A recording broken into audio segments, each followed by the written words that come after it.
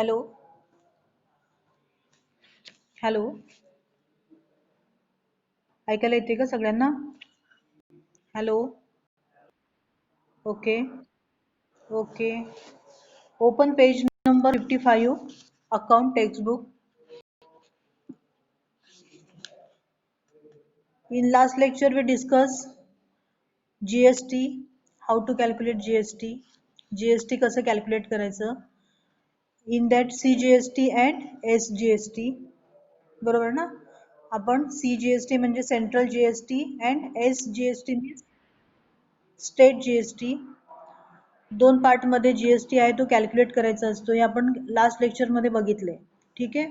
त्यानंतर आपण त्याचं वर्किंग कसं करायचं किंवा जर्नल मध्ये त्याचं पोस्ट कसं आपण जर्नल दाखवायचं, जर्नल एंट्रीज कशा करायच्या हे आपण लास्ट लेक्चर मध्ये बघितलेलं आहे.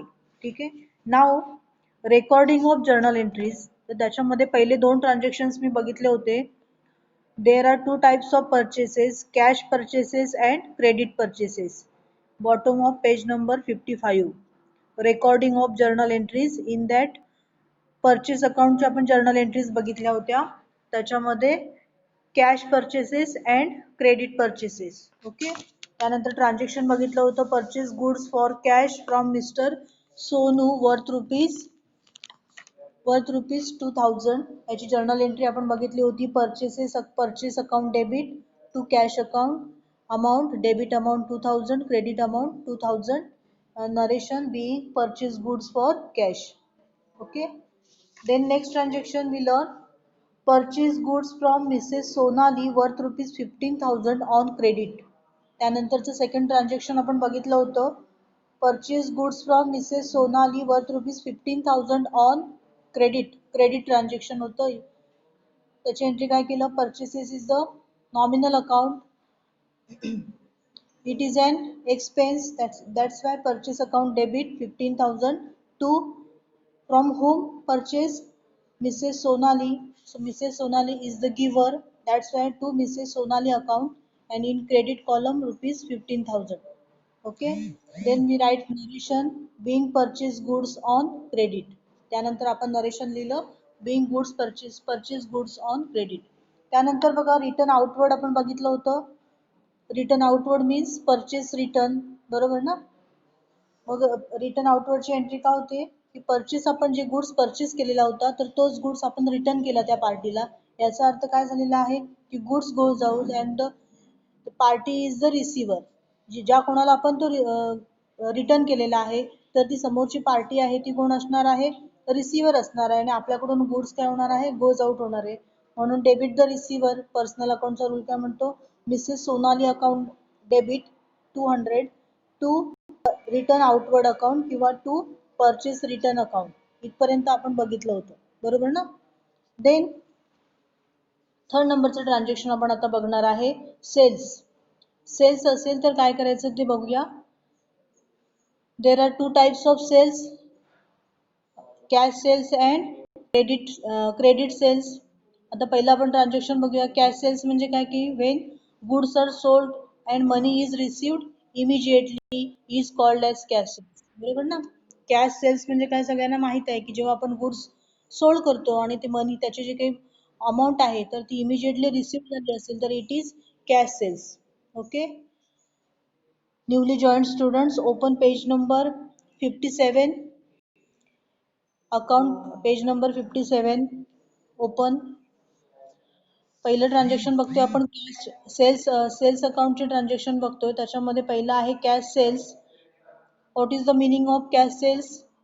When goods are sold and money is received immediately is called as cash sales. Okay. Now I am taking example. Sold goods worth rupees 5,000 for cash to mister Govind. Transaction बघा तिथे answer दिलेला आहे, तरी पण आपण प्रॅक्टिससाठी सगळे ट्रान्झॅक्शन्स मी घेते. Sold goods worth rupees 5,000 for cash to mister Govind. For cash म्हटलेलं आहे, इट इज कॅश ट्रान्झॅक्शन और credit transaction?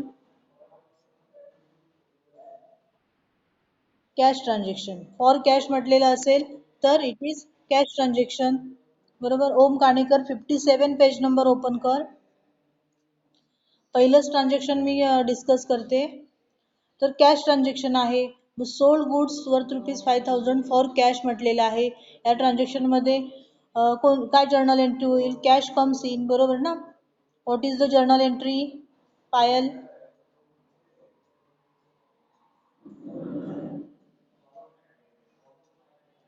who can tell what is the journal entry?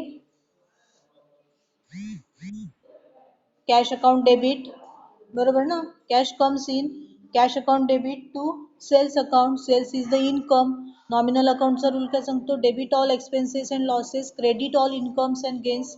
Cells is the income म्हणून to sales account. Debit amount मध्ये 5,000, credit column मध्ये 5,000.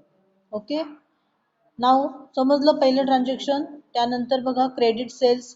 when goods are sold and money will be received on future date, it is called as credit sales. हे जे काही तुम्हाला cash cells, credit सेल्सचं meaning दिलेलं आहे, तर ते तुम्ही काय करायचं आहे, नोटबुक मध्ये लिहून काढायचं आहे. आणि ते मिनिंग कॅश सेल्स म्हणजे काय, क्रेडिट सेल्स म्हणजे काय, तर त्याचं मिनिंग तुम्हाला माहित पाहिजे. when the goods are sold and money will be received on future date, it is called as credit sales. Okay, now example of credit sales. sold goods to Mr. Govind for ₹30,000. आता for cash म्हटलेलं नाही, मग आता journal entry काय होईल? You can tail.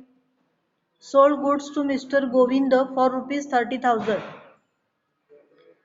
Mister गोविंदला goods sold केलेला आहे, विकलेला आहे for ₹30,000. What will be the journal entry?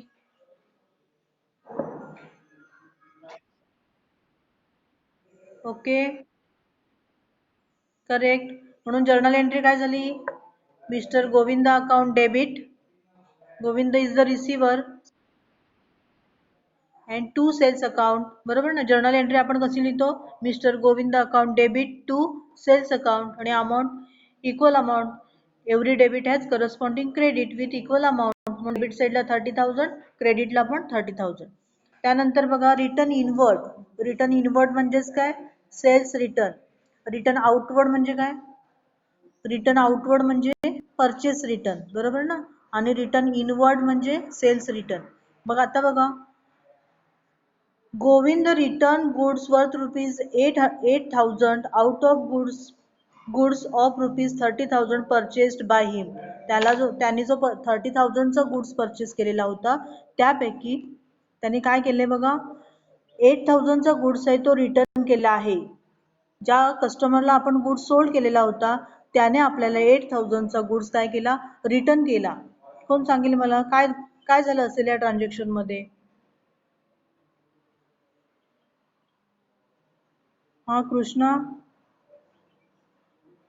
या ट्रान्झॅक्शन मध्ये काय झालं असेल? Govind is our customer. आपण त्या कस्टमरला गुड्स सोल्ड केलेला होता 30,000चा. त्यापैकी काही गुड्स होता तो काय होता? डिफेक्टिव्ह होता, काही प्रॉब्लेमॅटिक होता, आणि त्यामुळे काय केलं त्याने? 8,000चा गुड्स आहे तो आपल्याला काय केलेला आहे? रिटर्न केलेला आहे. ह्या केसमध्ये काय ऍक्च्युअली झालं असेल? आयुष, प्रयत्न करायचा आहे. आयुष येऊ दे. त्या कस्टमरने आपल्याला गुड्स परत केला, रिटर्न केला, याचा अर्थ गुड्स आपल्याकडे येईल का जाईल? Hello, goods comes in. आपल्याकडे गुड्स येणार, त्याने परत केला, याचा अर्थ तो गुड्स येणार, म्हणून गुड्स कम्स इन. मग रिअल अकाउंट आहे. रिअल अकाउंटचा रूल काय म्हणतो? Debit what comes in, credit what goes out. Rule सगळ्यांचे पार्ट असतील तर तुम्हाला जर्नल एंट्रीज लगेच येणार आहेत. ठीक आहे, मग बघा आता, डेबिट व्हॉट कम्स इन म्हणून रिटर्न इनवर्ड. तो गुड्स आपल्याकडे आला, त्याचं निकनेम काय आहे? मी तुम्हाला सांगितलं गुड्सचं निकनेम आपल्याला लिहावं लागणार आहे. आपल्याला तिथे गुड्स लिहून चालणार नाही. मग गुड्सचं निकनेम इथे काय आहे? तर रिटर्न इनवर्ड अकाउंट किंवा सेल्स रिटर्न अकाउंट. हे काय होणार आहे? डेबिट होणार आहे. गुड्स कम्स इन म्हणून डेबिट होणार आहे, म्हणून त्याला काय लिहिणार? गुड्सचं निकनेम काय आपण लिहिणार? रिटर्न इनवर्ड अकाउंट डेबिट और sales return account debit to. कोणाकडून आला? Who is the giver? Mister Govind is the giver. Giver, बरोबर ना? म्हणून टू गोविंद अकाउंट 8,000. कळलं? म्हणून काय लिहिलं आपण? Being sold goods return by Govind. समजलं? हे काय झालं, रिटर्न इनवर्ड किंवा सेल्स रिटर्न. रिटर्न इनवर्डला सेल्स रिटर्न असं म्हणतात. ते तुम्ही तिथे तुम्हाला आधी सांगितली होती एक ट्रिक, की नोटबुक मध्ये जी काही ब्लँक स्पेस असते टॉपला, तर तिथे तुम्ही अशा गोष्टी लिहून ठेवायच्यात अकाउंटच्या बुक मध्ये. ठीक आहे.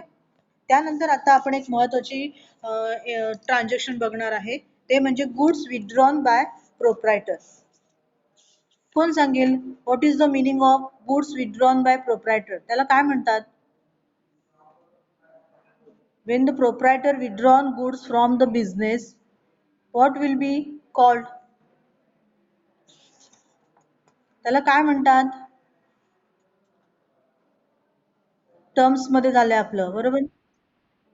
ड्रॉइंग्स म्हणतात. काय म्हणतात? जेव्हा एखादा प्रोप्रायटर, एखादा बिझनेसमन स्वतःच्या वापरासाठी, स्वतःच्या यूजसाठी जेव्हा बिझनेस मधून एखादी गोष्ट विथड्रॉ करतो, तर तेव्हा त्याला काय म्हणतात? ड्रॉइंग्स म्हणतात. लक्षात ठेवा. When proprietor withdraws goods or any cash from his business for his personal use, it is called drawings. आहे का? टर्म मध्ये बघा ड्रॉइंगचं मिनिंग दिलेलं आहे. तर गुड्स विथड्रॉन बाय प्रोप्रायटर असं म्हटलेलं आहे. ठीक आहे. मग बघा आता गुड्स विथड्रॉन केलं, प्रोप्रायटरने गुड्स काय केलेलं आहे? विथड्रॉन केलेलं आहे. Okay. Goods withdrawn by proprietor. Then what will be the journal entry? Goods withdrawn by the proprietor. What will be the journal entry? Who can tell? Sakshi, तू बोलू नकोस हा. हा Mugdha. What will be the journal entry?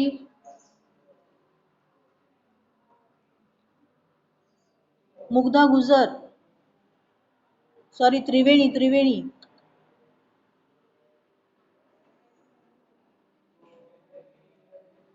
No. Renuka. Renuka Amre.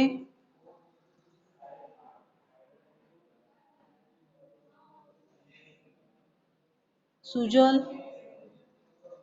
सुजल. हा सुमुख बोल. सुमुख मातुस्कर. Can you tell the answer?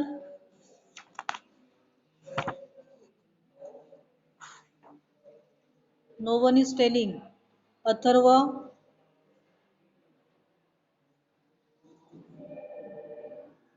Goods withdrawn by proprietor for personal use, it is drawings. Okay.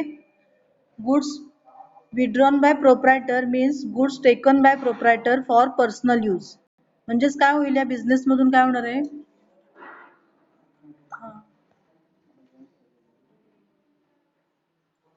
काय होईल सांगा? गुड्स काय होणार आहे? Proprietor is the receiver. बरोबर ना? जेव्हा गुड्स प्रोप्रायटरने फॉर पर्सनल यूज साठी घेतलं बिझनेस मधून, त्यावेळी काय होणार आहे? Proprietor is the receiver. Okay. मग प्रोप्रायटर इज द रिसिव्हर म्हणून प्रोप्रायटरला आपण काय म्हणणार? प्रोप्रायटरचं निकनेम काय आहे इथे? तर ड्रॉइंग्स आहे. बरोबर ना? प्रोप्रायटरचं निकनेम काय आहे?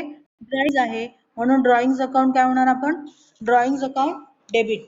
कळलं तुम्हाला ड्रॉइंग्स का डेबिट झालं? तर proprietor is the receiver, goods withdrawn by proprietor, याचा अर्थ proprietor is the receiver, that's why drawings account debit. कळलं तुम्हाला ड्रॉइंग्स अकाउंट डेबिट काय झालं, का झालं? तर प्रोप्रायटर इज द रिसिव्हर. प्रोप्रायटरचं इथे निकनेम लिहायचं आहे, ते काय आहे? ड्रॉइंग्स. ठीक आहे. अँड काय जाणार आहे बिझनेस मधून? तर goods withdrawn by proprietor account. काय जाणार आहे? तर गुड्स तेवढा आहे, तर तो बिझनेस मधून गोज आउट होणार आहे, तेवढा बाहेर जाणार आहे. मग त्या गुड्सचं निकनेम काय लिहिणार आपण? To goods withdrawn by proprietor account. कळलं तुम्हाला? और परचेस अकाउंट असं सुद्धा लिहिलं तरी चालतं. By goods withdrawn by proprietor account. Credit. समजलं? इथे गुड्सचं आपण काय केलं? निकनेम लिहिलं. Okay. Being goods withdrawn by proprietor for personal use. Narration लिहिलं. Being goods withdrawn by proprietor for personal use. समजले का रे ड्रॉइंगची एंट्री? येस और no?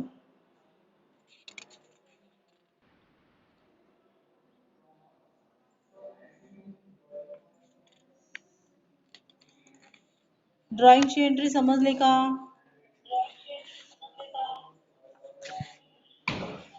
Okay. Okay. When goods withdrawn by proprietor, then you have to write drawings account. Okay. तुम्हाला जेव्हा जेव्हा असं विचारलं जाईल की when goods withdrawn by proprietor for personal use असं जेव्हा जेव्हा येईल तेव्हा तुम्ही तिथे ड्रॉइंग अकाउंट कन्सिडर करायचं आहे. हे नेहमी लक्षात ठेवा. ठीक आहे. आणि क्रेडिटला काय येणार तर to goods withdrawn by proprietor account हे असं लिहायचं. ठीक आहे. त्यानंतर बघा आता नेक्स्ट एक्झाम्पल इज 6 नंबरचं बघा goods distributed as free sample. आपण आता सगळं बिझनेसचं अकाउंटिंग बघतोय बरोबर ना. बिझनेसच्या अकाउंटिंग मध्ये काय येतं की कधी कधी बिझनेस आहे प्रोप्रायटरला कधी गरज लागली तर तो बिझनेस मधून कॅश घेऊ शकतो. समजा त्याच्या मुलाची फी भरायची असेल तर त्याच्याकडे समजा पर्सनली पैसे कॅश नसेल तर तो काय करू शकतो बिझनेस मधून काही कॅश आहे ती विथड्रॉ करणार चेक देणार आणि फीस भरणार. तर अशा पद्धतीने काय केलं जातं बिझनेस मधून काही अमाऊंट आहे ती काय केली जाते प्रोप्रायटर स्वतःसाठी यूज करत असतो. मग त्यावेळेला त्याला बिझनेस काही प्रोप्रायटरला फुकट अमाऊंट देत नाही. मग त्यासाठी तो त्याला काय म्हटलेलं आहे ड्रॉइंग म्हटलेलं आहे. ठीक आहे. त्यानंतर बघा goods distributed as free sample. Free sample जेव्हा जेव्हा जेव्हा जेव्हा एखादा बिझनेसमन फ्री सॅम्पल म्हणून गुड्स डिस्ट्रीब्यूट करतो. तुम्ही असं बघितलंय का कधी की एखादा बिझनेसमन आहे तर तो फ्री मध्ये गुड्स डिस्ट्रीब्यूट करत आहे असं तुम्ही कधी पाहिले का. किंवा असं का केलं जातं की गुड्स आहे तो फ्री मध्ये डिस्ट्रीब्यूट का केला जातो फ्री सॅम्पल म्हणून का वाटला जातो कोणाला सांगता येईल का. तुमच्या एरियामध्ये पण असे बरेचसे प्रोडक्ट्स असतात की आपण एखादं मॅगझिन असेल तर मॅगझिनमध्ये एखादं पाऊच असतं फ्रीमध्ये दिलेलं किंवा एखादं न्यूजपेपर असेल तर न्यूजपेपरमध्ये एखादी गोष्ट तुम्हाला तिथे फ्रीमध्ये टाकून ठेवलेली दिसून येते. किंवा कधी कधी काही काही जे सेल्समन्स वगैरे असतात तर ते सुद्धा कधी कधी आपल्या दारावरती येऊन आपल्याला फ्रीमध्ये काही गुड्स असतात ते डिस्ट्रीब्यूट करत असतात. किंवा कधी कधी काय केलं जातं एखादं प्रोडक्ट आपण परचेस करतो तर त्यासोबतच एखादं छोटं पॅकेट असेल तर ते फ्रीमध्ये डिस्ट्रीब्यूट केलं जातं की ह्याच्यावरती हे फ्री सॅम्पल म्हणून आम्ही डिस्ट्रीब्यूट करतो. तर असं का केलं जातं free sample. What is the purpose of distributing free samples. Sakshi असं का केलं जातं फ्री सॅम्पल. ते बिझनेसमनला काय जास्त झालेलं असतं का त्यांच्याकडे म्हणून ते फ्री सॅम्पल म्हणून वाटतात. का का फ्री सॅम्पल वाटतात. हा साक्षी हॅलो तुम्ही सिरियल बघता का रे राधिका मसाले वगैरे. राधिका मसाले वगैरे सिरियल बघता का झी मराठीवरती. मग तिथे राधिका मसाले काय करत असतात ते सुरुवातीला स्टार्टिंगला दाखवले बघा की त्यांचे जे मसाल्याचे पॅकेट्स होते ते काय केले काय करायची ती फ्री सॅम्पल म्हणून लोकांना वाटायची. का वाटायची ती for the purpose of advertisement.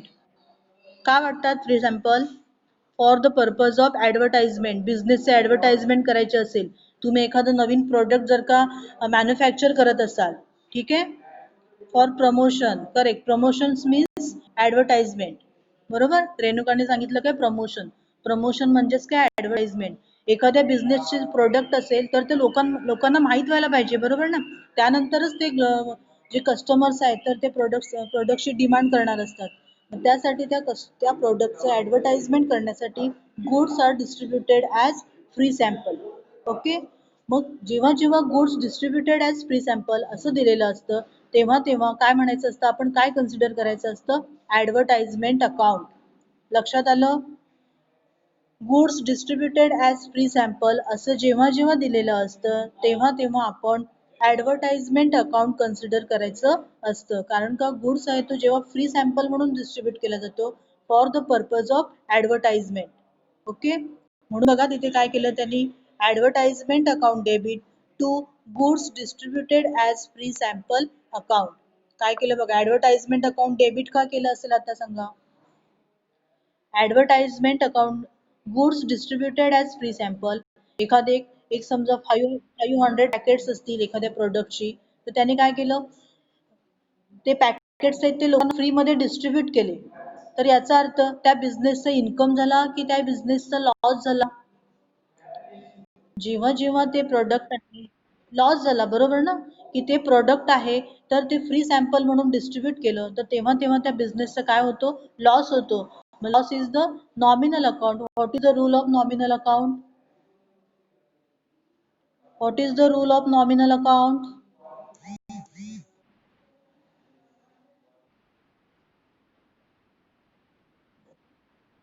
Correct. Debit all expenses and losses. म्हणून ऍडव्हर्टाइजमेंट काय झालं बघा, डेबिट झालं कारण तो लॉस आहे बिझनेसचा, म्हणून ऍडव्हर्टाइजमेंट अकाउंट डेबिट. नॉमिनल अकाउंटचा रूल काय म्हणतो, जेवढा तुम्ही खर्च करा, जेवढा एक्सपेन्सेस असेल, जेवढा लॉस असेल, तो सगळा डेबिट करा आणि जेवढा इन्कम असेल तेवढा क्रेडिट करा. ठीक आहे. म्हणून बघा ऍडव्हर्टाइजमेंट अकाउंट डेबिट केलं आहे. आणि क्रेडिटला काय आहे, तर गुड्स गोज आउट, तेवढे जे पॅकेट्स आपण डिस्ट्रीब्यूट केले, फ्री मध्ये वाटले, तर तेवढे काय झाले आपलं, तेवढे तेवढे तेवढे जे काही प्रोडक्ट आहे ते आपल्याकडून गोज आउट आहे, कमी झाले, म्हणून काय लिहिले, to goods distributed as free sample account. हे त्या गुड्सचं निकनेम आहे. कळलं का? काय काय निकनेम आहेत ते लिहून ठेवा कोणत्या तरी पेजवरती. To goods distributed as free sample account किंवा ऑर परचेस अकाउंट असं सुद्धा म्हटलं जातं. ठीक आहे. त्यानंतर नरेशन काय बघा, being goods distributed as free sample. समजलं का तुम्हाला हे दोन ट्रान्झॅक्शन्स, ड्रॉइंग्स आणि goods distributed as free sample म्हणजेच काय, ॲडव्हर्टाइजमेंट. ठीक आहे. त्यानंतरचं नेक्स्ट ट्रान्झॅक्शन हे समजलं का, येस और no? Okay. Then we learn next transaction. If goods are not insured. काय सांगितलं बघा, goods destroy by fire or accident. Factory आहे, तुम्ही बिझनेसमन आहात, तुमचं बिझनेसमन असल्यामुळे तुमची फॅक्टरी आहे, बरोबर ना? आणि त्या फॅक्टरीमध्ये जो गुड स्टोअर करून ठेवलेला आहे, तर त्यापैकी कधी कधी त्या फॅक्टरीला आपण ऐकतो की आग लागली, due to fire, due to accident, goods destroy. बरोबर ना? गुड्स काय होतो, नष्ट होतो, डिस्ट्रॉय होतो. मग अशा वेळेला काय केलं जातं, त्याची काय जर्नल एंट्री करत असतील बिझनेसमॅन म्हटल्याच्या नंतर, त्या काहीतरी जर्नल एंट्री व्हायला पाहिजे ना. मग काय जर्नल एंट्री होते त्याची, तर goods destroy by fire or accident. Accident म्हणजे काय, की एखाद्या लॉरीमध्ये गुड्स तुम्ही पाठवलेला आहे, मुंबईला पाठवलाय किंवा गोव्याला पाठवलाय, आणि त्या लॉरीमध्ये ट्रक मधून जेव्हा गुड्स नेत असतात तेव्हा काय होतं, मध्येच घाटामध्ये ट्रक पलटी होतो, म्हणजेच काय, ऍक्सिडेंट होतो, आणि जो सगळा गुड्स आहे तो काय होतो, डिस्ट्रॉय होतो. बरोबर ना? मग अशा वेळेला त्याची जर्नल एंट्री काय करतात, तर बघा पहिली, if goods are not insured. Insured म्हणजे काय, तर इन्शुरन्स काढतो आपण त्या गुड्सचा, काय केलेला असतो, इन्शुरन्स काढलेला असतो. मग कधी कधी त्या गुड्सचा इन्शुरन्स काढलेला असेल तर काय होतं, इन्शुरन्स कंपनी तेवढं आपल्याला कॉम्पेन्सेशन देते. म्हणजेच काय, आपला जो लॉस झालेला आहे तो इन्शुरन्स कंपनी त्याचे पैसे देते आपल्याला. पण इथे काय सांगितलं, if goods are not insured म्हणजेच काय, अनइन्शुअर्ड. जर का गुड्सचा इन्शुरन्स काढलेला नसेल आणि असा गुड्स जर का लॉस झाला किंवा डिस्ट्रॉय झाला, फॅक्टरीमध्ये आग लागली किंवा ऍक्सिडेंट मध्ये तो गुड्स आहे तो डिस्ट्रॉय झाला, तर त्याची जर्नल एंट्री काय होणार बघा, गुड्स डिस्ट्रॉय बाय फायर और ऍक्सिडेंट, अनइन्शुअर्ड गुड्स आहे, तर इन्शुरन्स काढलेला नाहीये, म्हणजे तो टोटली लॉसच आहे, त्या बिझनेसमॅनचा टोटली लॉसच आहे. मग अशी एंट्री काय होणार, फॅक्टरीला आग लागलेली आहे आणि गुड्स आहे तो डिस्ट्रॉय झालेला आहे, म्हणजे ह्याच्यामध्ये एक तर नक्की आहे की तेवढा गुड्स आहे तो कमी होणार आहे का परत येणार आहे, आगीतून जळालेला गुड्स परत निर्माण होणार आहे का, नाही होणार आहे, बरोबर ना? म्हणजेच तेवढा गुड्स आहे तो कमीच होणार आहे. मग पहिली एंट्री काय झाली, लॉस बाय फायर अकाउंट. काय होणार आहे, तर आपल्याला लॉस झाला, जेवढं गुड्स आहे तो तिथे फॅक्टरीमध्ये जळालेला आहे, लॉस झालेला आहे, म्हणजेच काय झालेला आहे, आपला लॉस झालेला आहे. मग लॉस झाला म्हणजे काय आपण म्हणतो, loss by fire account debit. Nominal अकाउंटचा रूल काय म्हणतो, debit all expenses and losses, म्हणून loss by fire account debit. Loss by fire account debit कारण तेवढा आपला लॉस झालेला आहे. आणि to goods destroy by fire account, आणि तेवढा गुड्स आपल्याकडून गेलेला आहे, नष्ट झालेला आहे, म्हणून काय लिहिलं, to goods destroy by fire account. हे गुड्सचं काय आहे, निकनेम आहे. ठीक आहे, कळलं सगळ्यांना? Okay. Goods destroy by fire account. ठीक आहे, being goods destroy by fire, हे काय झालं, त्याचं नरेशन झालं. ओके. आता हा गुड्स कसा होता, तर त्याचा इन्शुरन्सच काढलेला नव्हता, म्हणजे जो बिझनेसमॅन आहे त्याने त्या गुड्सचा इन्शुरन्स काढलेला नसल्यामुळे इन्शुरन्स कंपनीने काय त्याला पैसे दिलेले नाहीत, आणि त्यामुळे टोटल जेवढा लॉस झाला तेवढा सगळ्याच्या सगळा त्याचा लॉसच आहे, बरोबर ना? जेवढा गुड्स डिस्ट्रॉय झाला तेवढा सगळ्याच्या सगळा त्या बिझनेसमॅनचा लॉस झाला, म्हणून काय झालं, loss by fire account 10,000, to goods distributed by fire account 10,000. इथे अमाऊंट दिलेली नाहीये, 1 लाख घ्या, 2 लाख घ्या, काय जे असेल ती. ठीक आहे. त्यानंतरचं बघा, इफ गुड्स आर इन्शुअर्ड, म्हणजेच काय की समजा गुड्सचा इन्शुरन्स काढलेला असेल आणि अशा वेळेला इन्शुरन्स काढलेला म्हणजे कळते की इन्शुरन्स कंपनीकडे आपण त्या गुड्स आहे ती लॉरी असेल, ट्रक असेल, तर त्याचा इन्शुरन्स काढलेला असेल आणि तो ट्रान्झिटमध्ये म्हणजेच काय की रोडवरून जात असताना त्याचा ऍक्सिडेंट झाला आणि तो गुड्स समजा डिस्ट्रॉय झाला, तर मग अशा वेळेला त्याची एंट्री काय होणार बघा. मग अशा वेळेला काय एंट्री होणार, तर 3 एंट्रीज होतात त्याच्यामध्ये. जर का इन्शुरन्स क्लेम काढलेला असेल तर आपल्याला त्याच्या 3 एंट्रीज कराव्या लागतात. पहिल्यांदा काय होते बघा entry, if full claim is admitted by insurance company then the entry will be as follows. समजा एक 1 लाख अमाऊंटचा गुड्स आहे तो डिस्ट्रॉय झालेला आहे. काय सांगते बघा, 1 लाख अमाऊंटचा गुड्स आहे तो डिस्ट्रॉय झालेला आहे due to accident and insurance company admitted full claim. सगळेचे सगळे पैसे इन्शुरन्स कंपनीने दिलेले आहेत. तर जर्नल एंट्री काय होईल, तर जर्नल एंट्री काय होईल बघा, इन्शुरन्स कंपनी अकाउंट डेबिट. जेवढे पैसे सगळेचे सगळे पैसे आपल्याला दिले, कोणी दिले, तर इन्शुरन्स कंपनीने दिले, म्हणून insurance company is not giver, तर तेवढे आपल्याला पैसे मिळाले, इन्शुरन्स क्लेम आहे म्हणून इन्शुरन्स कंपनी अकाउंट डेबिट. तेवढं आपलं काय झालेलं आहे, तेवढे पैसे आपल्याला मिळाले म्हणून insurance company account debit to goods destroy by fire account किंवा और परचेस अकाउंट.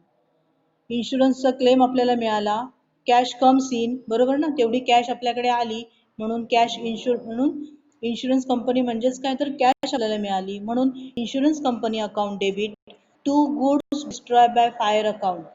कळलं, ही त्याची एंट्री झाली. ही एंट्री कधी होणार, तर जेव्हा इन्शुरन्स कंपनीने सगळेच्या सगळे पैसे जर का आपल्याला फुल सेटलमेंट केली असेल, तर सगळेचे सगळे पैसे दिले असतील तर.